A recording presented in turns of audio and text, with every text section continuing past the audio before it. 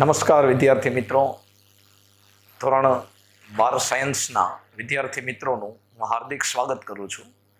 વિદ્યાર્થી મિત્રો, last video લેક્ચરમાં આપણે જે શીખ્યા હતા એ કંઈક આ પ્રમાણે હતું કે વોલ્ટની એકમાત્ર સફળ પ્રોડક્ટ જે મિકી માઉસ હતી એ વોલ્ટની અજોડ કલ્પના અને એના કોઈ પણ સ્વપ્નને સાકાર કરવાની શક્તિનું પરિણામ હતી.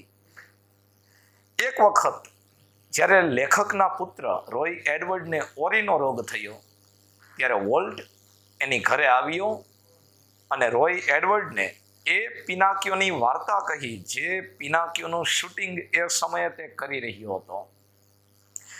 વોલ્ટે પિનાકીઓની વાર્તા એવી રીતે કહી કે જ્યારે ખરેખર શૂટિંગ પૂર્ણ થયું અને એ પિનાકીઓ પરનું મૂવી રોય એડવર્ડે થિયેટરમાં જઈને જોયું ત્યારે પણ રોય એડવર્ડને એ થિયેટરમાં જોયેલા મૂવી કરતાં એના અંકલ વોલ્ટે જે રીતે એને વાર્તા કહેલી હતી એ વધારે પસંદ પડ્યું. વોલ્ટ ભલે રમૂજી કાર્ય કરવાનું કામ કરતો પણ છતાંય એ પોતાના કાર્યને બહુ સિરિયસલી લેતો. સિરિયસલી એટલા માટે લેતો કે પોતે પોતાના કાર્ય ઉપર એકાગ્રચિત કરી શકે, એમાંથી ભૂલ શોધી શકે અને ભૂલને સુધારીને પોતાના કાર્યને વધારે સારું બનાવી શકે. એક વખત વોલ્ટે પોતે જ બનાવેલું કાર્ટૂન જોયું અને નાખુશ થઈ ગયો.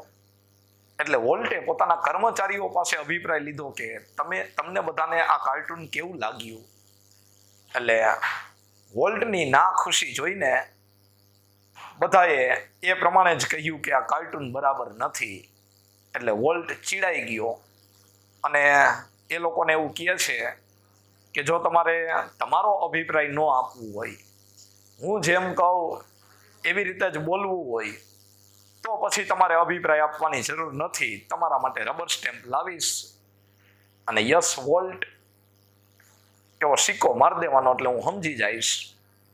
એવી રીતે વોલ્ટ ગુસ્સે થઈને બોલ્યો, ના ખુશ થઈને બોલ્યો. પછી એણે પ્રોજેક્ટનિસ્ટને પૂછ્યું કે તમને આ કાર્ટૂન કેવું લાગ્યું. એટલે પ્રોજેક્ટનિસ્ટને એવું લાગ્યું કે હું આનાથી થોડુંક ઉલટું બોલું તો વોલ્ટ મને શાબાશી આપશે. એટલે એમ કહે છે કે વોલ્ટ આ કાર્ટૂન બરાબર છે. એટલે વોલ્ટ સમજી ગયો અને ખીનાઈને કહે છે મારે તારા અભિપ્રાયની જરૂર નથી, તું એક કામ કર, તારા પ્રોજેક્ટરને વળગી રહે. ચાલો હવે ત્યાંથી આગળ વધીએ. Volt involve himself in everything. Volt દરેક કાર્યમાં, દરેક વસ્તુમાં પોતાનો સમાવેશ કરતો. ઇન્વોલ્વ એટલે સમાવેશ કરવો. During one story conference on the Mickey mouse club TV show. Mickey mouse club TV show પરની એક વાર્તા સભા દરમિયાન સ્ટોરી કોન્ફરન્સ, જેનો અર્થ એવો થાય છે વાર્તા સભા.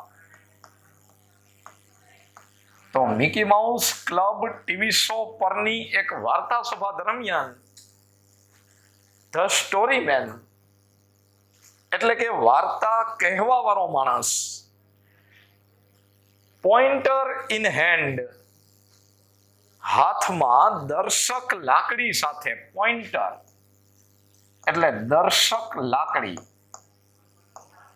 બધું દર્શાવનારી જે લાકડી હોય એને દર્શક લાકડી કહેવાય, જે હાથમાં રાખીને આવી રીતે આમ દર્શાવે બધું, અને ઇંગ્લિશમાં એને પોઇન્ટર કહેવાય. તો વોલ્ટ દરેક કાર્યમાં પોતાનો સમાવેશ કરતો. Mickey mouse club TV show પરની એક વાર્તા સભા દરમિયાન વાર્તા કહેવા વાળો માણસ હાથમાં પોઇન્ટર લઈને, દર્શક લાકડી લઈને, was outlining a sequence. Outline એટલે રૂપરેખા દર્શાવવી.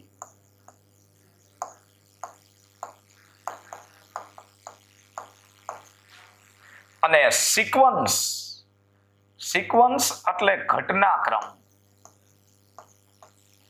ઘટનાક્રમ એટલે કોઈ એક વાર્તા હોય એમાં પહેલી ઘટના આ બની, એના પછી આ ઘટના બની, તેના પછી આ ઘટના બની, એને ઘટનાક્રમ કહેવાય. તો જુઓ, વોલ્ટ દરેક કાર્યમાં પોતાનો સમાવેશ કરતો.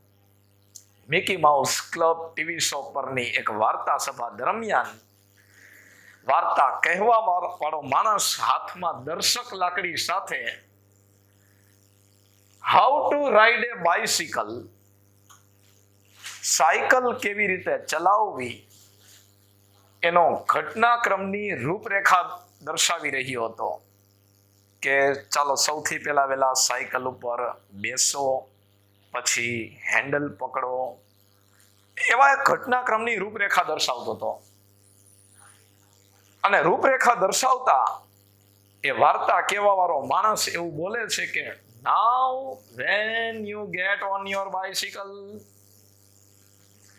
હવે જ્યારે તમે તમારી સાયકલ ઉપર ચઢો ત્યારે, આટલું બોલે છે ત્યાં જ વોલ્ટ સ્ટોપ્ડ હિમ, વોલ્ટે એને થોભાવી દીધો અને કહે છે change your bicycle to a bicycle.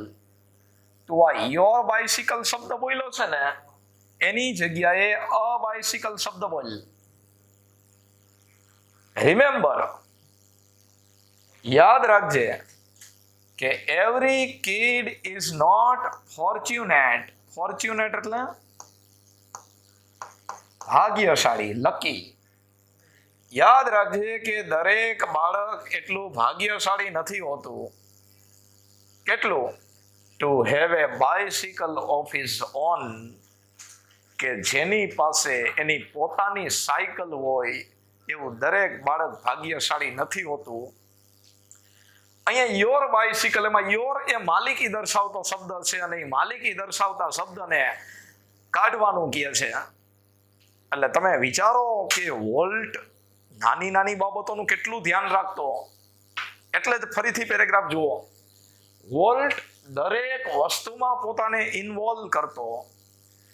Mickey mouse club TV show પરની એક સ્ટોરી કોન્ફરન્સ દરમિયાન, એક વાર્તા સભા દરમિયાન, વાર્તા કહેવા વાળો માણસ હાથમાં દર્શક લાકડી સાથે સાયકલ કેવી રીતે ચલાવવી એ ઘટનાક્રમની રૂપરેખા આપી રહ્યો હતો.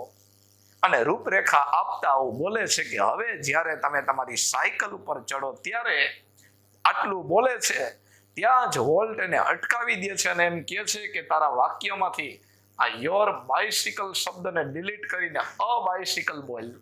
એટલા માટે કે આ યોર એ માલિકી દર્શાવતો શબ્દ છે. અને યાદ રાખજે કે આ દુનિયામાં દરેક બાળક એટલું લકી નથી હોતું કે એની પાસે એની પોતાની માલિકીની સાયકલ હોય. એટલે એ માલિકી દર્શાવતો શબ્દ કાઢી નાખ. Story of Disneyland. ડિઝનીલેન્ડની વાર્તા, પરહેપ્સ એટલે કદાચ, ડિઝનીલેન્ડની વાર્તા કદાચ better than anything else. Else એટલે બીજું. ડિઝનીલેન્ડની વાર્તા કદાચ એમ કહેવાય કે દુનિયાની બીજી કોઈ પણ વસ્તુ કરતા સારી. ઇલ્યુસ્ટ્રેટ એ સમજાવે છે. ઇલ્યુસ્ટ્રેટ એટલે સમજાવવું. પણ વિદ્યાર્થી મિત્રો, ઇલ્યુસ્ટ્રેટ એટલે ઉદાહરણ આપીને સમજાવવું, એવો ઇલ્યુસ્ટ્રેટનો અર્થ થાય. તો ડિઝનીલેન્ડની વાર્તા કદાચ એમ કહી શકાય કે બીજી કોઈ પણ વસ્તુ કરતા સારી એ આપણને સમજાવે છે. શું સમજાવે છે? વોલ્ટ્સ વિઝન, વોલ્ટની દ્રષ્ટિ, એન્ડ હિઝ સ્ટબર્ન ડિટર્મિનેશન. સ્ટબર્ન ડિટર્મિનેશન એટલે દ્રઢ નિશ્ચય. તો ડિઝનીલેન્ડની વાર્તા એ વોલ્ટની દ્રષ્ટિ અને એના દ્રઢ નિશ્ચયને સમજાવે છે. શેના માટે? એ દ્રઢ નિશ્ચય કેવો? ટુ રિયલાઇઝ એન આઈડિયા, એ વિચારને સમજવાનો. હી બિલીવ્ડ ઇન, કે જે વિચારમાં પોતે ભરોસો કરતો હતો. અહીંયા લીટી પૂરી થાય છે અને હવે આખી લીટી જોઈએ કે ડિઝનીલેન્ડની વાર્તા કદાચ એમ કહેવાય કે દુનિયાની બીજી કોઈ પણ વસ્તુ કરતા બેસ્ટ એ વોલ્ટની દ્રષ્ટિ અને એ વિચાર કે જે વિચારમાં પોતે વિશ્વાસ રાખતો હતો એ વિચારને સમજવા માટેનો એનો દ્રઢ નિશ્ચય એ બેયને સમજાવે છે. એટલે ડિઝનીલેન્ડની વાર્તા બે વસ્તુને ઉદાહરણ આપીને સમજાવે છે. એક, વોલ્ટની દ્રષ્ટિ કેવી હતી, વિઝન એનું કેવું હતું, અને બીજું કે એનો દ્રઢ નિશ્ચય કેવો હતો. 1 માર્ક્સના સવાલનો જવાબ બોલી ગયો. આગળ, 4 years વર્ષોથી Walt had quietly nursed the dream of a new kind of amusement park. Nurse નો અર્થ એવો થાય પોષણ આપવું.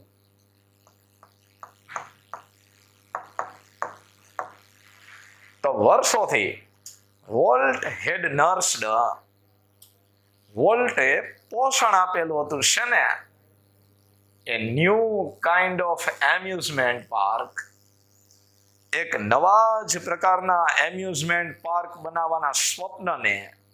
એટલે વર્ષોથી વોલ્ટે પોતાના મગજમાં એક નવો જ પ્રકારના એમ્યુઝમેન્ટ પાર્ક બનાવવાના સ્વપ્નને રોપેલું હતું. આ સ્વપ્નને દિવસે દિવસે પોષણ આપીને આ સ્વપ્નને મોટું કરતો જતો હતો. It would be a potpourri of all the ideas conjured up by his fertile imagination. Potpourri એનો સમાનાર્થી શબ્દ થાય કલેક્શન. કલેક્શન એટલે એકત્રિત કરેલું તે, અને conjured up જેનો ગુજરાતી થાય રચેલું અથવા ઉત્પન્ન કરેલું, અને conjured up એનો સમાનાર્થી શબ્દ થાય ક્રિએટેડ. ફર્ટાઇલ એનું ગુજરાતી થાય ફળદ્રુપ, અને ઇમેજિનેશન એટલે કલ્પના. બહુ ઝાઝા શબ્દો શીખવા મળ્યા આ લાઈનમાંથી. તો લીટી કેવા હું માગે છે કે વર્ષોથી વોલ્ટે પોતાના મગજમાં એક નવા જ પ્રકારના એમ્યુઝમેન્ટ પાર્કના સ્વપ્નને પોષણ આપેલું હતું. It would be a potpourri of all the ideas conjured up by his fertile imagination. કે એની ફળદ્રુપ કલ્પનાથી રચાયેલા બધાય વિચારોનું એ કલેક્શન હતું. આજે એમ્યુઝમેન્ટ પાર્ક એ બીજું કાંઈ નહીં, પણ અત્યાર સુધી વોલ્ટે પોતે જે વિચાર કરેલા હતા એ બધાય વિચારોનું એકત્રીકરણ હતું. આગળ, but the idea of sinking millions of dollars into an amusement park, sink એટલે ડૂબવું અથવા ડૂબાડવું થાય. But the idea of sinking millions of dollars into an amusement park, પણ લાખો ડોલર એક એમ્યુઝમેન્ટ પાર્કમાં ડૂબાડવાનો આ વિચાર, લાખો ડોલરોનું રોકાણ ખાલી એક એમ્યુઝમેન્ટ પાર્કમાં કરી નાખવું, આ વિચાર જ. Even Walt's kind of amusement park, અને એ પણ પાછો વોલ્ટના મગજનો એમ્યુઝમેન્ટ પાર્ક. તો લાખો ડોલરો એક એમ્યુઝમેન્ટ પાર્કમાં જ રોકી દેવા, આ વિચાર. અને એ પાછો કેવો એમ્યુઝમેન્ટ પાર્ક? તો કે વોલ્ટના મગજમાંથી નીકળેલો હોય એવો એમ્યુઝમેન્ટ પાર્ક. તો આ વિચાર સો પ્રીપોસ્ચરસ, આ વિચાર એટલો હાસ્યાસ્પદ હતો કે he would not mention it to anyone, કે આ વિચારનું એ કોઈ સામે વર્ણન કરી શકે એમ હતો નહીં. પ્રીપોસ્ચરસ જેનો અર્થ થાય હાસ્યાસ્પદ, અને મેન્શન એનો અર્થ થાય વર્ણન કરવું. તો પાછી લીટી જુઓ કે લાખો ડોલર્સ એક એમ્યુઝમેન્ટ પાર્કમાં ડૂબાડી દેવા, લાખો ડોલરોનું ઇન્વેસ્ટમેન્ટ એક એમ્યુઝમેન્ટ પાર્કની અંદર કરી દેવું. આ વિચાર એટલો હાસ્યાસ્પદ હતો કે આ વિચારનું એ કોઈ સામે વર્ણન કરી શકે એમ હતો નહીં. કદાચ આ વિચાર કોઈને કહે તો એને ગાંડો ગણે બધાય, એમ કે આના કરતા હે ને કામરેજમાં 2 પ્લોટ રાખી લેવા હારા. આગળ, he just quietly began planning. એને શાંતિથી બધાય આયોજન શરૂ કર્યા. પોતાના મનમાં જે વિચાર હતો એ કોઈને કીધો નહીં. જો આ વિચાર કોઈની સામે કહે તો એ લોકો એને ગાંડો ગણે કે ભાઈ આટલા બધા ડોલર એ કોઈ એમ્યુઝમેન્ટ પાર્કમાં ન રોકાય, આના કરતા બીટકોઈન લઈ લે, શેર માર્કેટમાં રોય, કામરેજમાં 2-4 પ્લોટ લઈ લે. હા, બાકી કઈ એક એમ્યુઝમેન્ટ પાર્ક બનાવવામાં કઈ આટલા બધા ડોલરનું રોકાણ થોડુંક કરાય. આવી સલાહ દેવા માંડે મફતની. એટલે વોલ્ટે કોઈને આ વિચાર કીધો જ નહીં અને મનમાં ને મનમાં બધું પ્લાનિંગ શરૂ કર્યું. આગળ વધ્યા.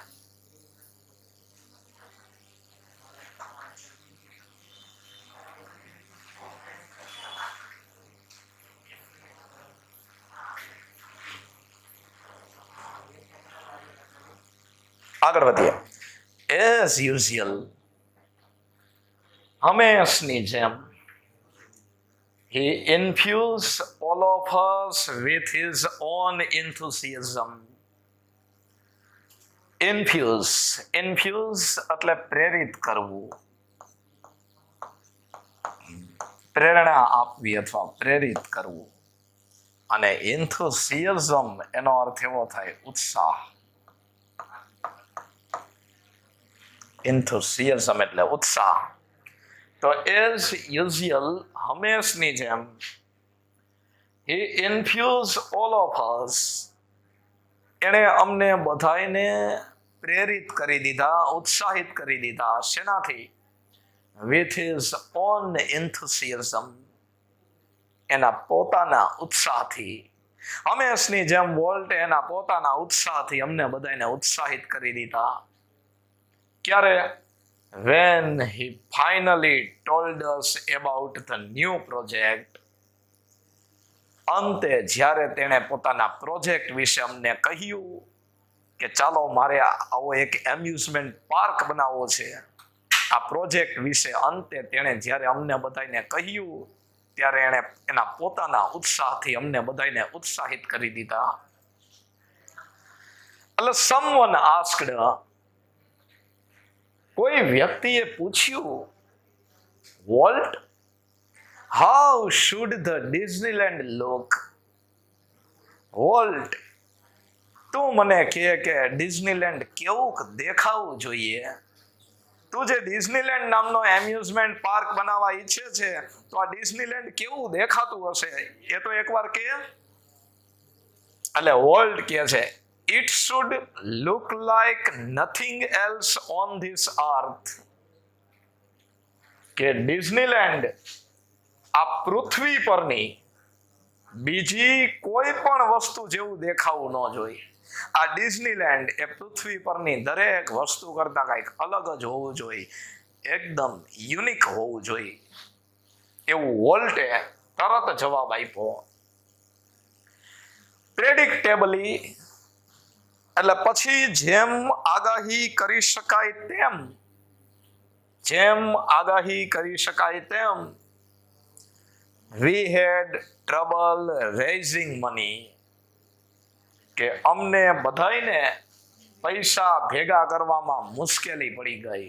અમને ખબર હતી કે વોલ્ટ કોઈ નવો પ્રોજેક્ટ શરૂ કરે તો એ પ્રોજેક્ટ નાનો ન હોય, બહુ ઝાઝા બધા રૂપિયાનું રોકાણ કરવું પડે, પૈસા ભેગા કરવા માટે દોડતું થઈ જવું પડે, એ અમને ખબર હતી.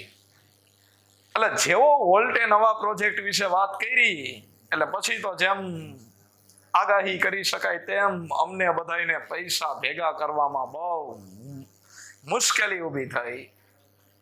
But Disneyland did open in July 1955. પણ તોય ડિઝનીલેન્ડ 1955ની સાલમાં અને જુલાઈ મહિનામાં શરૂ થઈ ગયું. સિન્સ ધેટ ફર્સ્ટ ડે, એ પહેલા જ દિવસથી millions of people have flocked to see the unique creation of Walt's imagination. એ પહેલા જ દિવસથી લાખો લોકો વોલ્ટની આ અસાધારણ કલ્પનાનું સર્જન જોવા માટે ટોળે વળ્યા. ફ્લક, જેનો અર્થ થાય ટોળે વળવું. તો પહેલા જ દિવસથી જ્યારે ડિઝનીલેન્ડ ઓપન થયું એ જ દિવસથી વોલ્ટની આ અજોડ કલ્પનાનું સર્જન જોવા માટે લાખો લોકો ટોળે વળ્યા. લાઈક એ કિડ, એક બાળકની જેમ, વિથ એ ન્યૂ ટોય, એક નવા જ રમકડા સાથે. અને નવું રમકડું કેવું? તો કે ધ બિગેસ્ટ, સૌથી મોટું રમકડું. ધ શાઇનીએસ્ટ, સૌથી ચમકતું રમકડું. તો એક બાળકની જેમ, એક નવા જ રમકડા સાથે. એટલે નવું રમકડું કયું? તો કે આ ડિઝનીલેન્ડ. એક નવા જ રમકડા સાથે volt used to wander through the park. Wander, wander એટલે રખડવું અથવા ભટકવું. તો એક બાળકની જેમ એક નવા જ રમકડા સાથે. અને નવું રમકડું કયું? તો કે ડિઝનીલેન્ડ, દુનિયાનું સૌથી મોટું રમકડું, સૌથી ચમકતું રમકડું. એ નવા જ રમકડા સાથે વોલ્ટ પોતાના પાર્કમાં ભટકતો હતો. સ્ટેરિંગ, સ્ટેર એટલે એક ધારું જોવું, તાકી રહેવું. સ્ટેરિંગ એઝ હેપીલી એઝ એની ટુરિસ્ટ. આમ કોઈ પ્રવાસી વ્યક્તિની જેમ આમ જોતો હતો.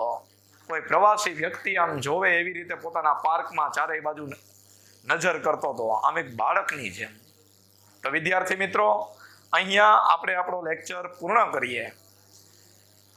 આના પછીના લેક્ચરમાં આપણે પાઠને આગળ વધારશું. જય હિન્દ, જય શ્રી કૃષ્ણ.